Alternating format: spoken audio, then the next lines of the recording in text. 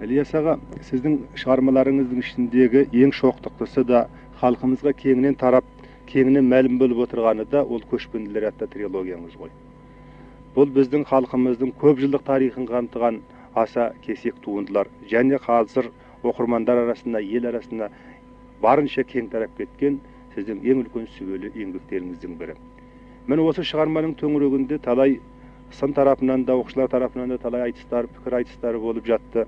Менің сұрайын деп отырғаным, осындағы сіздің тарихи дерекпенен, негізінде тарихи шығарма ғой, тарихи дерекпенен сіздің оған қосқан көркемдік қиялыңыздың арақатынасы қандай дәрежеде болды?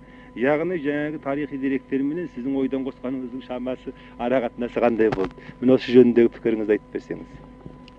Мынау қазақ халқы өзі батыс пен шығыстың түйіскен жерінде атам заманынан ежелден келе жатқан халық. Бұл бір жақтан көшіп келген халық емес, соны сақ заманынан, қыпшақ заманынан, қыпшақ дәуірінен, сақ дәуірінен осы жерде келген ел. Біз Совет одағының бірден 7 бөлек жерін игеріп отырмыз. Ал сан жағынан қараған уақытта, көне заманда да, орта заманда біз осынғы санымыздан бәлендей артық болған емеспіз. Соған қарамай, осыншама жерді алып отырған елдің тарихы өте қызық тарих. Осыншама жерді алуда батысында да жау аз болған жоқ, оңтүстігінде де жау аз болған жоқ. Қытайында мынау шығысында мынау Қытай айдаһары жатыр.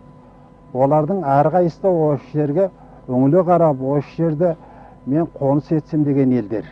Соның барлығына бермей,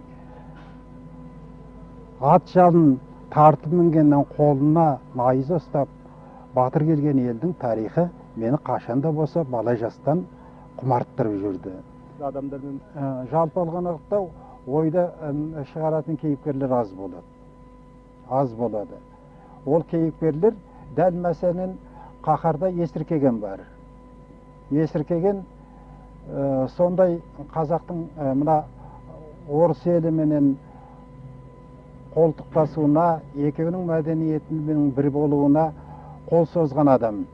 Дәл Есіркеген болған жоқ, бірақ Есіркеген сықылды қазақтың сол уақытта Орынбор, Омбы корпустарында оққан жастары көп болды. 10 шақты адамның атын білемін мен. Солардың бейнелерін бірге алып келіп,